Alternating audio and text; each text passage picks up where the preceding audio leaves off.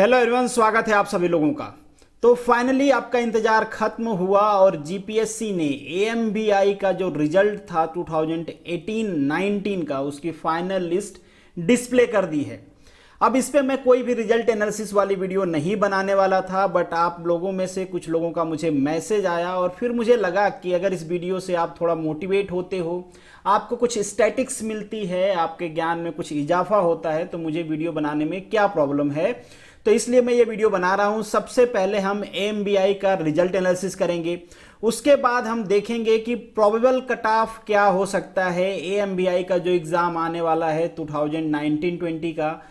उसी तरीके से एमबीआई के 2019-20 के एग्जाम का प्रोबेबल कट ऑफ क्या हो सकता है। और उसके साथ साथ जो सबसे ज्यादा आपका पूछे जाने वाला क्वेश्चन है कि एग्जामिनेशन डेट क्या होगी, कब एग्जाम होगा, ये भी हम डिस्कस करेंगे। अगर इसके बाद, इस डिस्कशन के बाद आप में से कोई भी मुझे इंडिविजुअल मैसेज करके ये पूछता है कि मेरे हिसाब से एग्जाम डेट क्या होगी, तो मैं सरकार से दरख्वास्त करूंगा कि आपको कुछ दिन तिहाड़ जेल में रखा जाए। वो अलग बात है, वो मेरी बात नहीं मानेंगे, फिर भी हर आदमी को अपना कर्तव्य तो करना ही चाहिए। तो मैं तो दरख्वास्त जरूर करूंगा ताकि आप एग्जामिनेशन डेट पे फोकस ना करें, अपने स्टडी पे फोकस करें।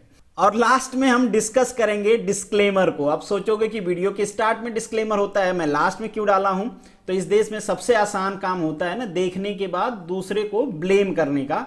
तो मैं लास्ट में आपको बता दूंगा ताकि आप मुझे ब्लेम ना करो। तो चलिए आगे बढ़ते हैं और वीडियो को शुरू करते हैं। Before starting the lecture, this is the humble request to all of you, follow Monu academy on the different platform. अगर आपको इन वीडियो के पीडीएफ चाहिए तो आप मुझे टेलीग्राम पे ज्वाइन कर सकते हैं, आप मुझे इंस्टाग्राम और फेसबुक पे भी फॉलो कर सकते हैं। अगर आप मुझसे पर्सनली जुड़ना चाहते हैं तो आप मेरे ट्विटर और इंस्टाग्राम की आईडी को फॉलो कर सकते हैं। सबसे पहले डिस्कस करते हैं कि जो रिसेंटली अभी जो रिजल्ट आया है उसका कट ऑफ क्या है। अगर हम जनरल की बात करें तो ये कट ऑफ गया है 205। और जिनको पता नहीं है, जो लोग नए नए हैं, बीटेक कर रहे हैं या फिर फाइनल ईयर में हैं, उनके लिए मैं बता दूं कि ये जो कट ऑफ है ये आउट ऑफ 250 है। 250 में से जो जनरल का कट ऑफ है 205 है, ईडब्ल्यूएस का 196.8 है। उसी तरीके से बाकी सबका कट ऑफ आप देख सकते हो। यहाँ पे फीमेल कट ऑफ में आपको एक डाउट हो सकता है। वो डाउट क्या है? फीमेल कट ऑफ के लिए जो रूल है, उनको 10% का रिलैक्सेशन दिया जाएगा कैटेगरी वाइज उनके कट ऑफ में। तो उस हिसाब से जो फीमेल का जनरल का कट ऑफ बनता है, चूंकि 205 मेल का कट ऑफ है, तो इसमें 10% रिलैक्सेशन के साथ इनका कट ऑफ होना चाहिए 184.716। उसी तरीके से अगर हम ईडब्ल्यूएस का कट ऑफ देखें तो ये होना चाहिए 177.12. उसी तरीके से एससीबीसी का कट ऑफ होना चाहिए 173.27 समथिंग। और चूंकि एससी की यहां पे फीमेल की कोई सीट नहीं है, इसलिए इनका कोई कट ऑफ नहीं होगा। और एसटी फीमेल का कट ऑफ होना चाहिए 151.92। बट यहां पे आप देख रहे होगे कि ये मार्क्स काफी ज्यादा हैं, तो मैं आपको लास्ट में बता दूंगा कि ये मार्क्स ज्यादा क्यों हैं। उसका एक रीजन यहां पे मैं बता देता हूं, तो कि जो रिलैक्सेशन है, रिलैक्सेशन देने के बाद कोई भी फीमेल ये मार्क्स अचीव नहीं की है, तो सारी जो फीमेल सीट सी उस कैटेगरी के मेल को ट्रांसफर हो गई है। जैसे कि यहां पे जो जनरल की फीमेल की सीट थी वो जनरल मेल को ट्रांसफर हो गई, जो ईडब्ल्यूएस फीमेल की सीट थी वो ईडब्ल्यूएस मेल को, उसी तरीके से एससीबीसी, उसी तरीके से एसटी वाली सीट भी मेल को ट्रांसफर हो गई। तो जो भी मैडम लोग मुझे देख रही हैं, उनसे मेरी रिक्वेस्ट है कि आप बहुत नीचे फॉल कर रही हैं, थोड़ी सी आपको मेहनत करने की जरूरत है। यहाँ पे जो मेल कैंडिडेट हैं उनको यहाँ पे फायदा हो रहा है, इसलिए क्योंकि वो मैकेनिकल और ऑटोमोबाइल से पढ़े हैं, जहाँ पे लड़कियां नहीं होती हैं। और ये जो 10% रिलैक्सेशन वाली बात है, ये मैं अपने मर्जी से नहीं कह रहा हूं। आप जब रिजल्ट में नीचे जाओगे, डाउनवर्ड जहां पे पॉइंट्स मेंशन है, तो वहां पे पॉइंट नंबर 5 मेंशन्ड है, no woman candidate of any category has been selected even after relaxing 10% of cutoff marks of the candidate of their respective category। तो इसी चीज को मैंने यहां पे बताया है। बट हम ये कह सकते हैं कि जो ओमन का एक्चुअल कट ऑफ है वो ये वाला है, न कि ये वाला है। ये उस मेल का कट ऑफ है, जैसे कि यहां पे मैं आपको दिखा देता हूं, ये उस मेल का कट ऑफ है जिसको इस फीमेल की सीट गई है। जैसे हम जनरल की बात करें तो जनरल की यहां पे जो 4th नंबर की सीट है फीमेल की होनी चाहिए थी, बट लास्ट जो सीट, इससे पहले भी जो फीमेल की 2 सीट है, 3 है, 1 है, ये सारी मेल को गई है, बट जो लास्ट सीट फीमेल वाली मेल को गई है उसका कट ऑफ, वो जो लास्ट मार्क है वो वहां पे रख दिया गया है। इसी तरीके से ईबीसी का जो लास्ट मार्क है वो रखा गया है। इसी तरीके से जो एसटी कैंडिडेट का लास्ट मार्क गया है वो रखा गया है। बट फाइनल अगर हम केवल और केवल कट ऑफ की बात करें तो फीमेल के लिए ये कट ऑफ है। अगर कोई भी लड़की जनरल से अगर उसका इतना मार्क्स होता तो उसका सिलेक्शन होता, ऐसा नहीं कि इतना मार्क्स होता तभी होता। ये मार्क्स अगर किसी भी एससी बीसी के सॉरी ईडब्ल्यूएस के गर्ल्स कैंडिडेट का होता तो उसका सिलेक्शन होता। और एससी बीसी की बात करें तो इतना होना चाहिए और एसटी की बात करें तो इतना होना चाहिए। अब हम मार्क्स की बात करते हैं तो यहां पे आप मार्क्स देखो, जो टॉपर हैं उनके कितने मार्क्स आए हैं 234.7, मतलब 235 के आसपास मार्क्स आए हैं आउट ऑफ 200। काफी क्लोज हैं, आप देख सकते हो केवल 50 मार्क्स इनके गए हैं। बट यहां पे आपको एक चीज और ध्यान देना है कि जो स्टार्टिंग के 1 to 6 कैंडिडेट हैं ये सारे कैंडिडेट ऑटोमोबाइल ब्रांच के हैं और ऑटोमोबाइल को यहाँ पे 36 मार्क की स्केलिंग हुई है। ऑलरेडी मेरी ये जो रैंकर्स हैं इनसे मेरी बात हुई है जिससे पता चला है कि यहाँ पे 36 मार्क्स की स्केलिंग है। अब आप सोचोगे स्केलिंग क्यों भाई? स्केलिंग होना भी चाहिए क्योंकि इससे पहले जो एग्जाम्स था वो आपका अलग अलग होता था, मेरिट एक साथ आती है। और पिछली बार का अगर आप फेयरली देखो, बायस होके ना देखो, तो ऑटोमोबाइल का जो पेपर था वो मैकेनिकल के कंपैरिजन में काफी टफ पेपर था। वहां पे बहुत सारे न्यूमेरिकल्स पूछे गए हैं, ऑलरेडी इसके बारे में मैंने कई सारे वीडियो में डिस्कस किया हुआ है। तो इसलिए इनको यहाँ पे जंप मिला है। दैट्स मीन कि यहाँ पे जो भी कैंडिडेट्स के मार्क्स हैं इन सभी के कैंडिडेट के मार्क्स में 36 मार्क्स ऐड किए गए हैं, जो मार्क्स इन्होंने एक्चुअली में स्कोर किया हुआ है। बट स्टिल इन लोगों के काफी अच्छे मार्क्स हैं। अब आप सोचोगे हम इनके मार्क्स क्यों डिस्कस कर रहे हैं? हम इनके मार्क्स इसलिए डिस्कस कर रहे हैं क्योंकि ये कैंडिडेट चलो क्लास 3 में तो अपीयर नहीं होंगे 2019 वाले एग्जाम में, बट ये सारे कैंडिडेट्स अपीयर होंगे क्लास 2 के एग्जाम्स में। तो आप कह सकते हो इनकी गुजराती भी काफी अच्छी होगी, इनका टेक्निकल भी काफी अच्छा है, इनको केवल एक्ट और इंग्लिश पे फोकस करना है। तो ऑलरेडी ये जितने भी 25 कैंडिडेट यहाँ पे सेलेक्ट हुए हैं ये सारे कैंडिडेट क्लास 2 में अपीयर होने वाले हैं, जिनके वजह से कंपटीशन लेवल वहां पे ज्यादा होगा। एक और रीजन है, चूंकि अब ये मेंटली फ्री होंगे, ऑलरेडी इनके पास एक जॉब होगी, तो इनको जॉब नहीं चाहिए, अब इनको इससे ऊपर वाली जॉब चाहिए, तो मेंटल प्रेशर नहीं होगा। इसलिए बहुत ज्यादा चांसेज हैं कि इनमें से काफी कैंडिडेट सेलेक्ट हों। अब जैसे ये कैंडिडेट क्लास 2 में सेलेक्ट होंगे तो ये वेटिंग लिस्ट वाले कैंडिडेट हैं, इनके क्लियर होने की प्रोबेबिलिटी यहां पे ज्यादा होती है। बट डेफिनेटली मैं आपसे कहूंगा कि जो भी वेटिंग लिस्ट के लोग हैं, आपकी भी प्रिपरेशन खराब नहीं है, आपने भी अच्छे मार्क्स स्कोर किए हैं, तो आप ये वेट ना करें कि आपकी वेटिंग लिस्ट क्लियर होगी, हम सेलेक्ट होंगे। आप खुद सेलेक्ट होके दिखाओ। नेक्स्ट जो भी एग्जाम्स आने वाले हैं एएमबीआई का, एमबीआई का, उसमें आप सेलेक्ट हो, आप हो सकते हो, क्योंकि आप बहुत ही क्लोज लाइन पे हो, एकदम बॉर्डर लाइन पे हो। आपको थोड़ा सा अपने आप को इंप्रूव करना है और वेटिंग लिस्ट के बजाय फाइनल लिस्ट में आना है। बट एक चीज मेरे हिसाब से यहाँ पे 90% प्रोबेबिलिटी है कि जो भी कैंडिडेट यहाँ पे वेटिंग लिस्ट में हैं उनमें से मैक्सिमम कैंडिडेट की वेटिंग लिस्ट क्लियर हो जाएगी। बट फिर से मैं आपसे रिक्वेस्ट करूंगा, don't wait for the waiting list, आप सेलेक्ट हों और इससे अच्छी प्रिपरेशन करें। आगे बढ़ते हैं और रिसेंट एग्जाम का डिस्कशन करते हैं। बेसिकली यहाँ पे जो डिस्कशन है डेट इज टोटली बेस्ड कि कट ऑफ कितनी जाएगी। बहुत सारे लोग आप सवाल करते हो और इससे पहले भी मैंने डिस्कस किया हुआ है, थोड़ा सा उसमें मॉडिफिकेशन है। एक चीज की अगर हम मिनिमम कट ऑफ की बात करें तो कट ऑफ घटने के यहाँ पे कुछ रीजंस हैं। जो अभी कट ऑफ आया है, पिछली बार का भी कट ऑफ अराउंड सेम था, बट अभी जो कट ऑफ इन फ्यूचर आएगा उसमें चांसेस हैं कि जो क्लास 3 का कट ऑफ है वो डिक्रीज करे। मेरे हिसाब से उसके रीजंस क्या हैं? पहले तो यहाँ पे सीट्स ज्यादा हैं जिसकी वजह से कट ऑफ डिक्रीज हो सकता है। और ये जो 25 कैंडिडेट हैं जो अभी सेलेक्ट हुए हैं वो सारे लोग इस एग्जाम में अपीयर होते, बट ऑलरेडी सेम ग्रेड की उनके पास जॉब है सीआरटी की, तो वो इस एग्जाम में अपीयर नहीं होंगे। तो एक 25 वो कैंडिडेट जिनकी 90 से 95% प्रोबेबिलिटी थी इस एग्जाम में सेलेक्ट होने की, ऑलरेडी उनके पास जॉब है, तो वो इस एग्जाम में अपीयर नहीं होंगे। दूसरे नर्मदा वाले जो हैं वो इस एग्जाम में अपीयर नहीं होंगे। तो चांसेज हैं कि इसका कट ऑफ गिरे, क्योंकि अच्छे बच्चे क्या हो गए, स्किल्ड आउट हो गए। तीसरा रीजन है सिलेबस चेंज का, क्योंकि सिलेबस चेंज हुआ है, अनस्टेबिलिटी है, प्रीवियस ईयर के पेपर नहीं उनके पास प्रैक्टिस करने के लिए, तो वहां पे भी अनसर्टेनिटी है क्वेश्चंस की, इसलिए भी चांसेस हैं कि यहां का कट ऑफ गिरे।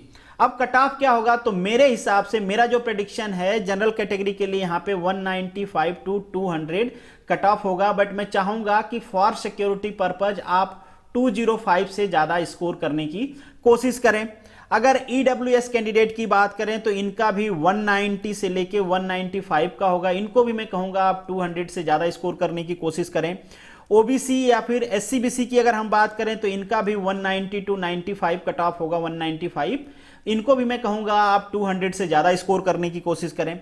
एससी कैंडिडेट के लिए मेरे हिसाब से कट ऑफ होगा 180 टू 185 मार्क्स, मगर मैं चाहूंगा आप 190 मतलब जो भी कट ऑफ है फॉर सेफ्टी आप उससे 10 मार्क्स ज्यादा स्कोर करने की कोशिश करें। एसटी कैंडिडेट के लिए कट ऑफ हो सकता है 160 टू 170 मार्क्स, बट आप भी कोशिश करें कि आप इससे ज्यादा स्कोर करें। और सिमिलरली फीमेल कैंडिडेट के लिए आप इसका 10% रिड्यूस कर लेना, मतलब जो भी कट ऑफ मैंने यहां पे मेंशन किया है उसमें 0.9 का आप मल्टीप्लाई कर दोगे तो आपके कट ऑफ आ जाएंगे।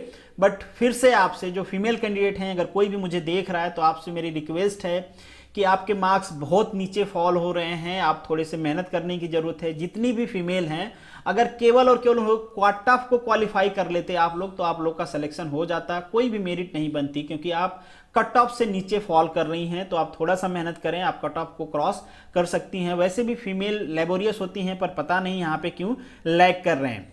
ये तो हुआ हमारे क्लास 3 की बात।